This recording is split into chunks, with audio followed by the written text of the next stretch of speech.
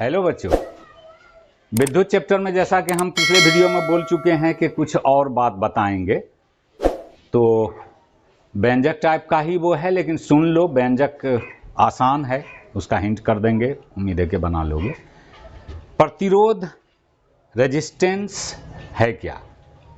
किसी चालक का वह गुण जिसके कारण वह अपने से होकर विद्युत धारा के प्रवाहित होने में अवरोध उत्पन्न करता है।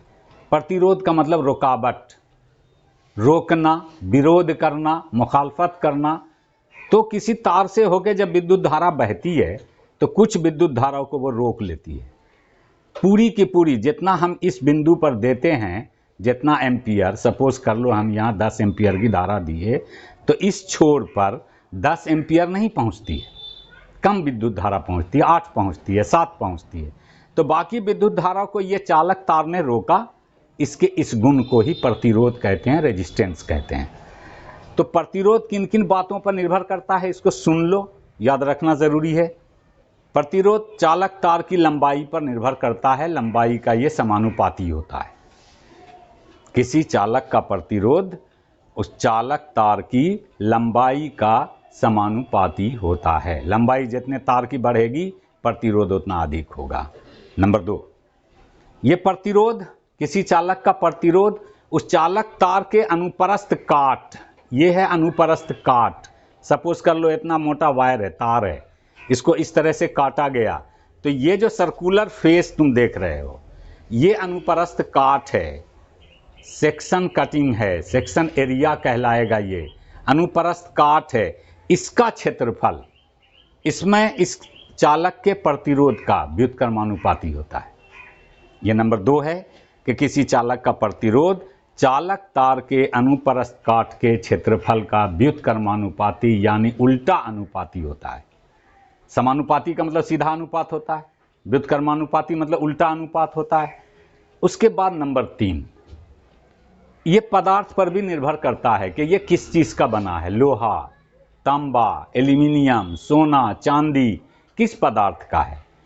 कॉमन वे में एल्यूमिनियम का लोहा से प्रतिरोध कम है, इसलिए बिजली का तार अधिकतर एल्युमिनियम का यूज़ किया जाता है।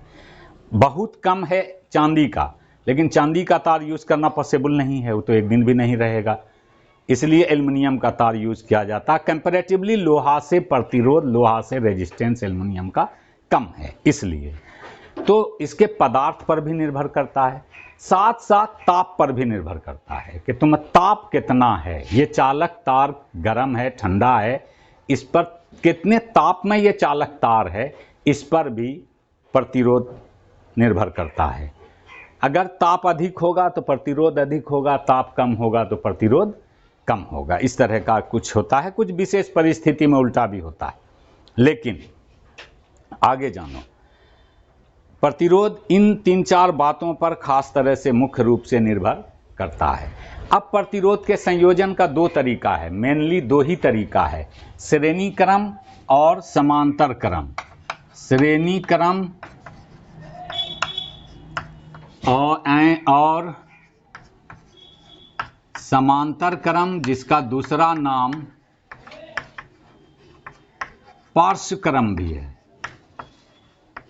पार्श्व क्रम। तो समांतर क्रम कहें या पार्श्व क्रम कहें, ये 2 तरह से प्रतिरोध को संयोजित किया जाता है, जोड़ा जाता है। जैसे टॉर्च में तुम बैटरी लगाते हो, एक आगे दूसरा पीछे, उसके पीछे, तो इस तरह से अगर प्रतिरोध को जोड़ा जाता है तो इसको श्रेणी क्रम कहते हैं। और समांतर क्रम उसको कहते हैं कि सभी बैटरी को सीधा खड़ा कर दो, सबका ऊपर का एक साथ एक तार से जोड़ दिया जाए और सभी का नीचे का एक साथ दूसरे तार से दूसरे बिंदु पर जोड़ दिया जाए, तो उसको समांतर क्रम या पार्श्व क्रम कहते हैं। तो जैसे कि अगर 3 प्रतिरोध को इस तरह से जोड़ें हम, इस तरह से जोड़ें हम, तो ये श्रेणी क्रम कहलाएगा। और 3 प्रतिरोध को अगर हम इस तरह से जोड़ें,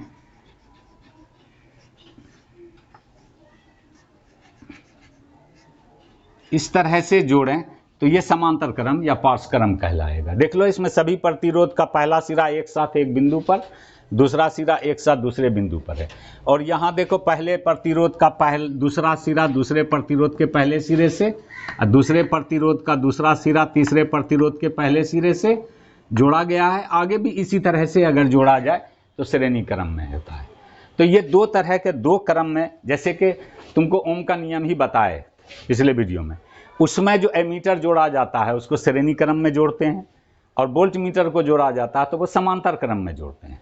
दोनों का संयोजन का तरीका अलग है।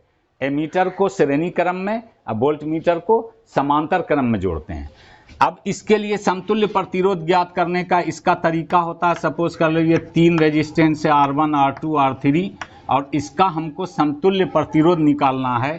तो R = R1 + R2 + R3 इसका सूत्र प्राप्त होता है, और इससे हमको 1/R = 1/R1 1/R2 + 1/R3 प्राप्त होता है।